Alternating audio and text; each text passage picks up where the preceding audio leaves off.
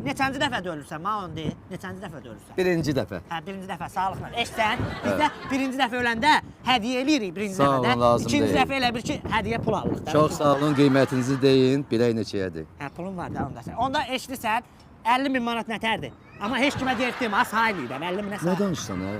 50.000 manata qəbir daşı olar, qızıldandır. Çox da azdır. Çoxdur. Çox da, onda çoxdur. 50 manat nətərdir?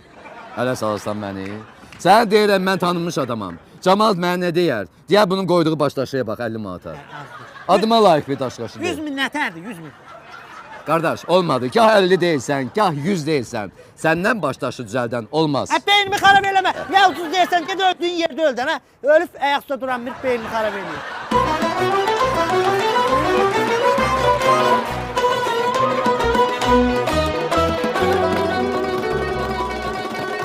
Ramiz müəllim, bunların hamısı toplam opşi bir yerdə, yəni paket şəklində də eləyəcək 37.750 manat. Bu da ki, Novogodinskika plus bizim şəxsi tanışdığımız. Bir də ki, o zəng gəlmişdi o tərəfdən, dedim ki, dostumuzdur. Yenə 30-40 min. Bax, bu Mənim əlavə xərclərim də var axı.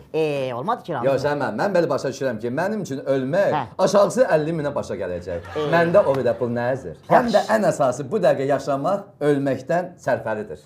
Yaxşı, yaxşı Ramiz müəllim, siz deyən olsun, amma ki, baxmayaraq ki, bizim bir neçə saatlıq vaxtımızı apardınız, aldınız.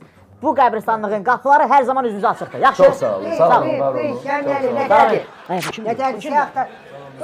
Ramiz müəllim, nətərdir. Siyah durmağınla, siyah mahnılarınla, yatıran mahnılarınla dururam. Nə mahnıdır öyle? Bu qaynanamın qadasını alım, çox istəyirəm, necə deyim?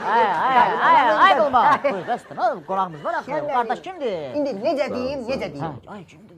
Şəməlim, sən mənə demişdiniz ki ya, sən ballisunda ölən olsa, sənin əlində ölən olsa, get mənim yanıma əllərlə işləməyəsin. Nə demişdi, özü demişdi. İndi mənim əlimdə bunun xalası oğlu ölüb, bu günləri.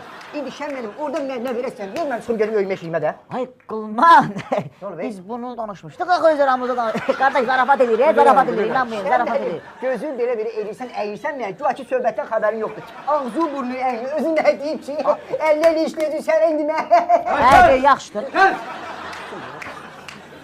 Başa düşdüm nə işlər törədirsiniz burada. Telefonu ver görüm burada. Yox, Sən də ol. Ay dayı. Telefonu ver. Hayır, nə olub Bir dəqiqə, səbirli ol. Sən də səbirli ol. Əsəbləşirsiniz. Nə var burada?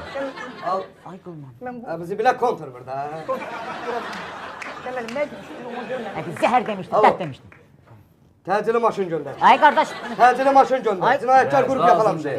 Ay qurban olum, ay rəis. Bir keçal kişidir, doğulu kişidir, bir daha xalatdır. Ay qardaş, nə polis qurban olum. Torpaq satırlar, adam öldürürlər, bilmirəm. Ay kişi, ay nə adam Təcili, təcili. Ay kişi, nə danışırsan? Ay qardaş, ay qurban olum sana. Ay Keçal. nə danışırsan?